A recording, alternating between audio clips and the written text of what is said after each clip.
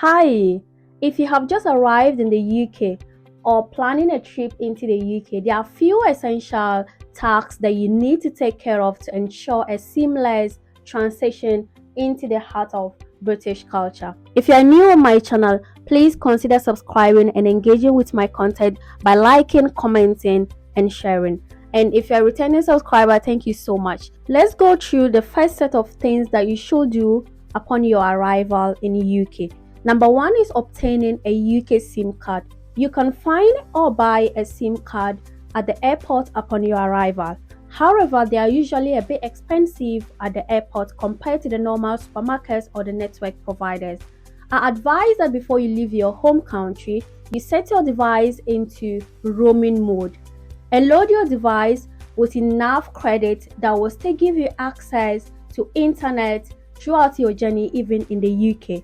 Remember not to do a data plan, as it might not function outside of your country. Visit any major phone store or supermarket or a network provider after you leave the airport to get a SIM card. The popular providers include EE, O2, Vodafone, or 3. Number two is sorting out your accommodation. I know a lot of people will advise that you get into the UK before looking for your accommodation, as this will give you exactly what you want in your room. I advise that you only do this if you have a place to lodge in the UK, especially not being a nuisance to the people that are accommodating you. Because trust me, getting accommodation in the UK can sometimes be very daunting, even to those that are living in the UK. It is okay to book your accommodation prior to your travel. All you need is to get the legit booking website.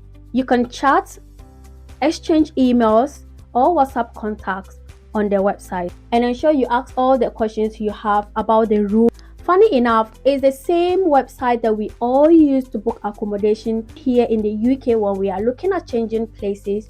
There's no difference. Sometimes when you are moving from one place to the other, especially if the place is a bit far, you do not have the luxury to book a physical viewing. So sometimes you just ask for videos of the room, and it's of no difference if you are not in the UK. The bottom line is getting the legit website and asking all the questions. Let them get you videos outside of the videos that you see on the website. The third, I would say, is setting up a bank account. Research local banks and schedule appointments either online or in person. The major banks in the UK include Lloyds Bank, HSBC, Barclays, NatWest, and others. You can go to any of their websites, fill out a form.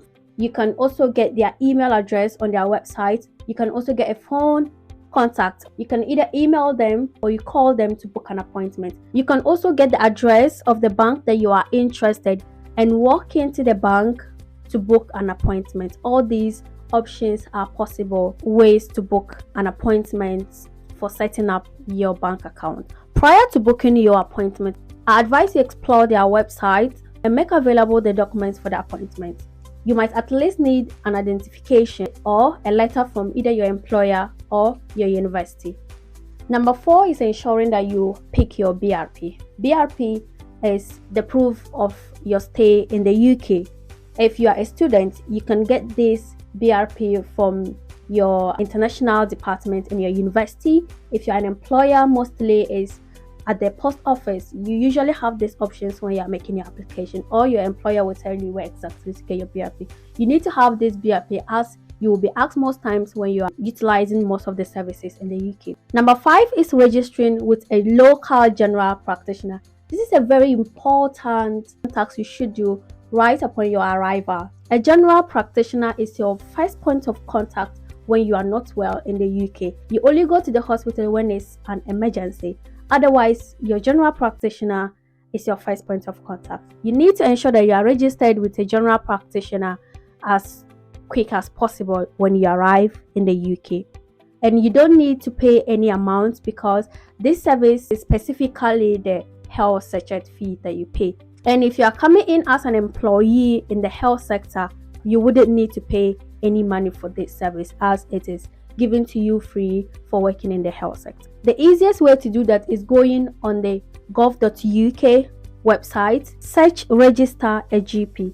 It will ask for your postcode, and once you enter your postcode, it will bring all the GP practice closer to you to make a choice. In this case, I'm using a fake postcode. Sorry if this is someone's postcode, but this postcode does not belong to me. You can see that a list of local general practitioners have appeared. Most people choose the first as the closest.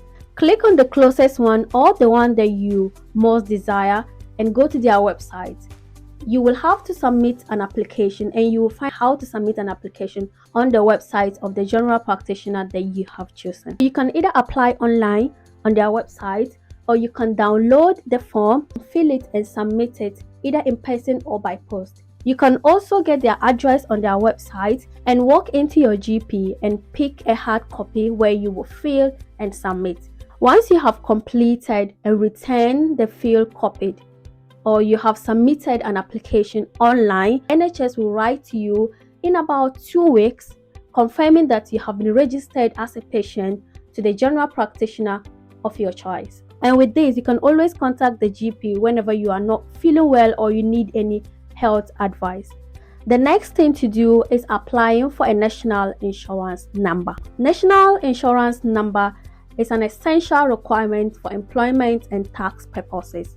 And for most of the time, if you do not have your national insurance, you will not be able to get yourself a job or even access or register for most of the services in the UK. Make sure that you get your national insurance in hand once you arrive in the UK. You can either contact the national insurance number application line or visit the government website, which is the gov.uk, for detailed instruction on how to apply for your national insurance number. Next, if you are residing in London, it is important to get an Oyster Card.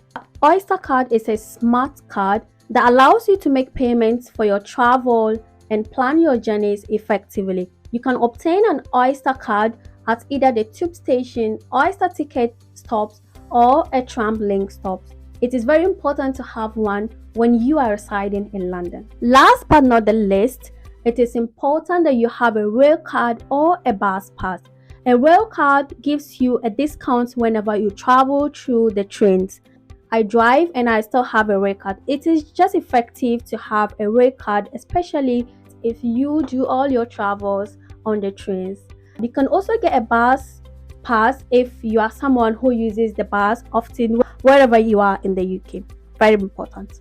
And lastly, I advise that you get involved or register with a union. If you watch my previous video where I talk about the tips on navigating racism in the UK, one of the things was to get yourself registered with a union. A union is just there to support you whenever you are down and to help with any issues that you're having either in your schools, your employment, and it's just so good to be registered with a union. My union is Unison.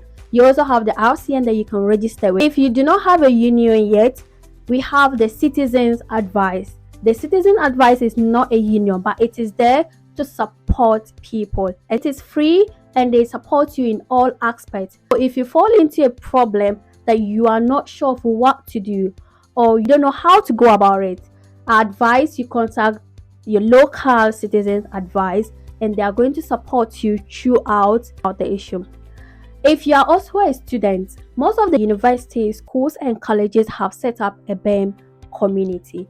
These BEM communities are there to provide a forum for the minority groups in the schools that will allow them to get enough support, give them the opportunity for networking, to support them in any way that they are lacking behind. It is important that you get yourself involved in a BEM community where you will have a like-minded people to talk to, where you get all the support that you need. Completing these initial tasks will help you settle into life in the UK smoothly. My name is Fatmata. If it's your first time on my channel, please consider subscribing.